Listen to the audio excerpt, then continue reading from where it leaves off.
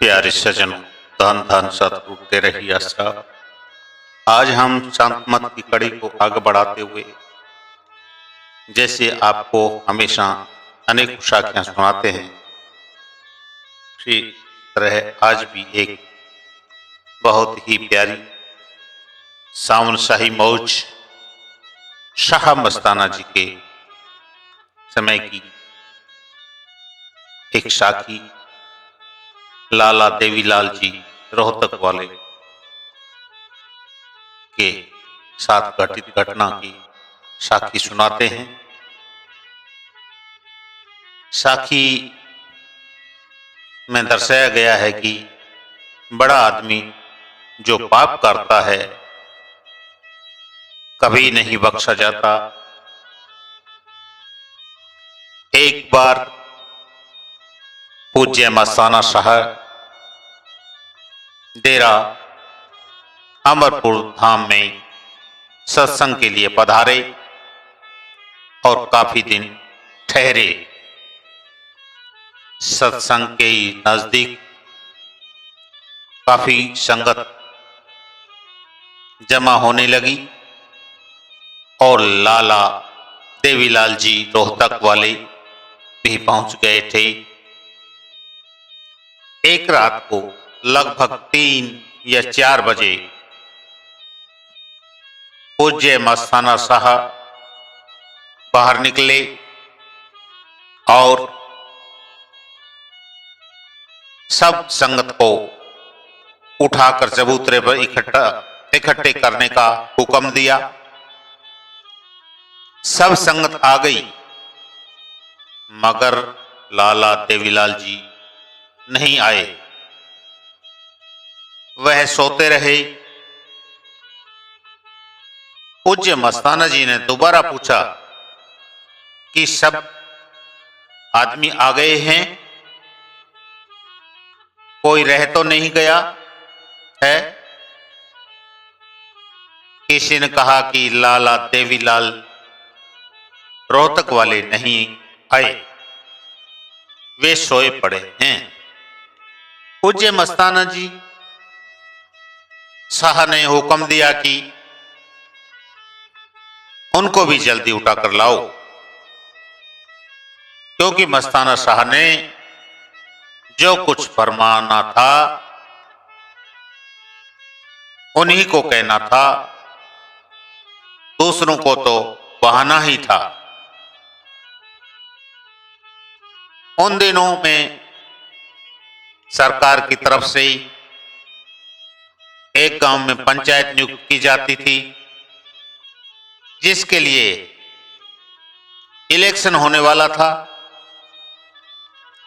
लाला देवीलाल का ख्याल सरपंच का इलेक्शन लड़ने का था, क्योंकि उनका गांव में काफी असर और रसूख था। उनकी कामयाबी का चांस था। वह पहले भी कई बार म्युनिसिपल कमिश्नर रह चुके थे। उनके आने पर मस्ताना जी ने फरमाया कि एक महात्मा भजन में बैठा हुआ था, उसके पास कोई आदमी आया और महात्मा का ख्याल भजन से हट गया। महात्मा ने कहा कि तेरे इस जगह आने से मेरे भजन में विद्वान पड़ गया है, इसलिए मैं तुम्हें श्राप देता हूं। उस आदमी ने पूछा कि क्या श्राप दोगे? वह कहने लगा, अब चाहे तो तू शहर का चौधरी या नंबरदार बन जा, चाहे तो होता यानी कि गधा बन जा। उस आदमी ने विनती की कि मैं घर जाकर अपनी बीवी से मशविरा करके आता हूं, फिर आपको जवाब दूंगा। वह घर गया और सब बात अपनी औरत से की। उसकी औरत बड़ी अक्लमंद थी। वह कहने लगी कि आप महात्मा से अर्ज कर दें कि वह आपको गधा बना दे और कह देना कि मैं शहर का चौधरी नहीं बनना चाहता। उस औरत ने समझाया कि वह किसी ऐसे ही दूसरे महात्मा की सेवा करके उसको उस खोते की यानी गधे की योनि से बख्शवा लेगी, मगर चौधरी या सरपंच बनने के बाद नहीं बख्शे जाओगे, क्योंकि हर एक की निंदिया तुमको करनी पड़ेगी और झूठ भी बोलना पड़ेगा। इस सरपंच बनने से तुम्हारी पापों की गठरी और भारी हो जाएगी और तुम बख्शे नहीं जाओगे। गधे का जन्म लेकर तुम और पाप तो नहीं कर सकते, इसलिए तू गधा बनना कबूल कर ले। जब यह बात मस्ताना शाह ने से सुनी तो लाला देवीलाल को मालूम हुआ कि सब बात तेरे लिए ही कही गई है। उनका चुनाव लड़ने और सरपंच बनने का ख्याल एकदम पलट गया और उन्होंने दिल से एक ख्याल ही निकाल दिया।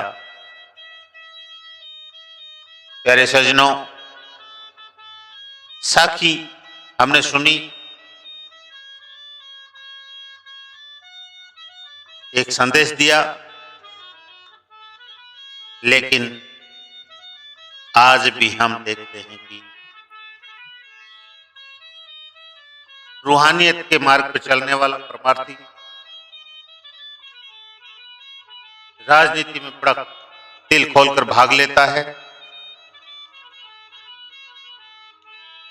पार्टी पॉलिटिक्स में बड़ा हिस्सेदारी लेता है और चुनाव जीतने के लिए जो भी हथकंडे अपनाने पड़े, सच्चे झूठे सब काम करता है। अपने पक्ष में बहुमत प्राप्त करने के लिए वोटर्स को शराब से लेके मांस से लेके सारे लालच देता है, रुपए पैसे की व्यवस्था करता है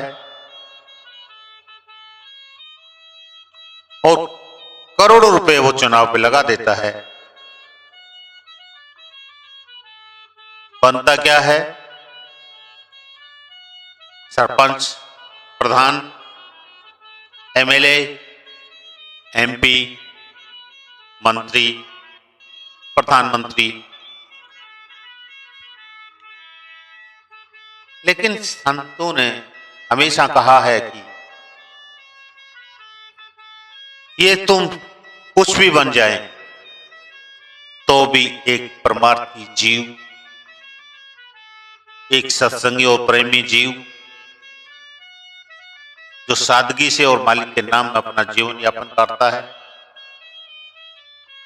या फिर एक साधु महात्मा संत जो दिखने में साधारण लगता है लेकिन वो शहंशाहों के शहंशाह है।